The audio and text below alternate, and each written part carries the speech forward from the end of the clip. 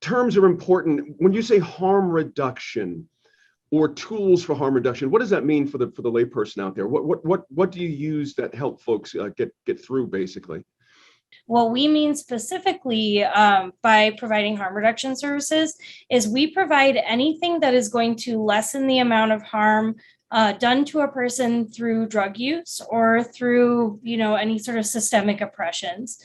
So that means, somebody that's unhoused, for example, harm reduction that we do daily with people that are unhoused is, of course, going to relate to sterile syringes usually, or it might be safer smoking equipment.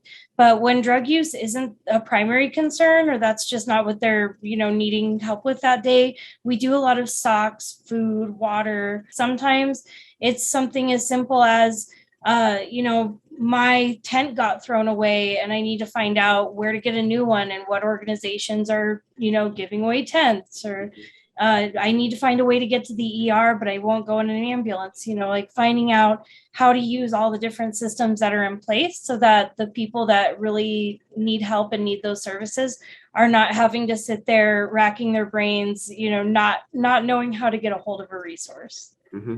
I'm curious, Steph, how you find the acceptance of these tools. I know really this is an individual basis, meaning each unhoused person, you're dealing with their own set of circumstances that either get a yes or a no. I'm curious at this point, is it a question, you've been at it for 2 years, do folks know you? Are they more accepting of you and the things you're offering in that light? For the most part, people want help. Okay. And even people who don't necessarily need our services are oftentimes accepting our assistance or the tools that we're offering to help other people in their community. Like many people who we provide IV needles to will often take them with the intention of giving them to other people if they don't have clean needles. Or oftentimes we're handing out sharps containers to people in encampments who only want them to clean up the areas that they're staying in. I see. Ashley, interesting. I'm interested in this as well. What is it that is leading to homeless here in your view? I'm not asking you as a policy expert or anything else, but just sort of what you've gleaned. Is there a common thread or 2 or 3 things that lead folks to a path that becomes unhoused in Albuquerque? Yeah, the biggest thing for the people that we talk to every day and the people we know very well is they report just not being able to get ahead enough financially to be able to pay rent. Rent is one of the biggest issues everywhere right now, and it's constantly talked about. And right now in Albuquerque, something like a studio apartment could go as high up as like $1,500 in some areas. And even in the areas of town like the International District where we're located, some of those studio apartments may go for like $700, $800. And a lot of people are going to be working, minimum wage jobs, or they might be, maybe they have a legal background and they can't get employment easily. Or they have a hard time getting back to being employed after losing their ID or their documents. And it's just, there's not a lot out there to help people get all the ducks in a row to fix the problem. Like there's a lot of cracks to fall through, but there are not ladders to come back up out of those cracks. Politically, it's difficult. City council's been back and forth on this, of course. Everyone's got to represent their own districts and they're hearing from their own constituents, and that's our system, and nothing wrong with that, I suppose.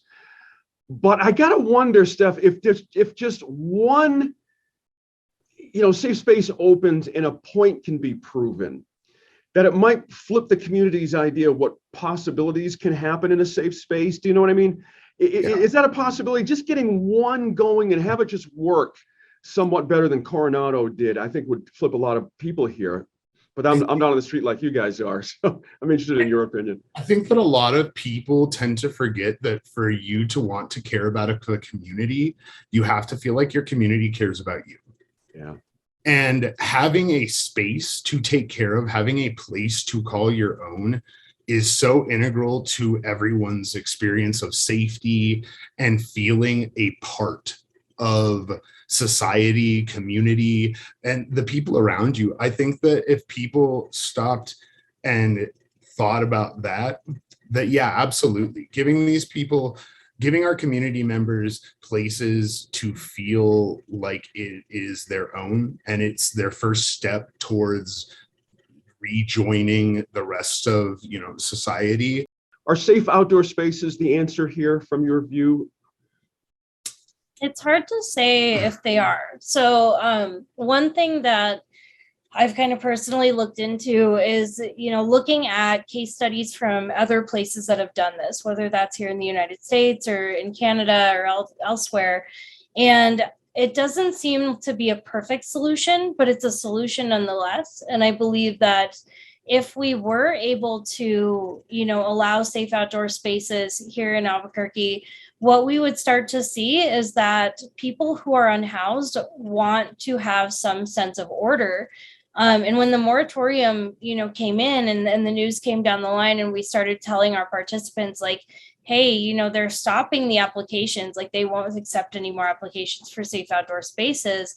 People kept giving us the same answer of, but we were ready to do it. We would have helped, we would have cleaned, we would have taken care of things. And like, they really had this drive to be like, if this is the only thing that we can have that's accessible right now, like we would have made it the best that we could. And so it was really sad to see people let down. And also to be told, like, when they keep getting moved out of the parks, like Phil Chacon, which we were at the other day with the Journal, a lot of people are being told by the city, nope, you got to go elsewhere, but there's no elsewhere. And so it's like, you never really know where you're supposed to be.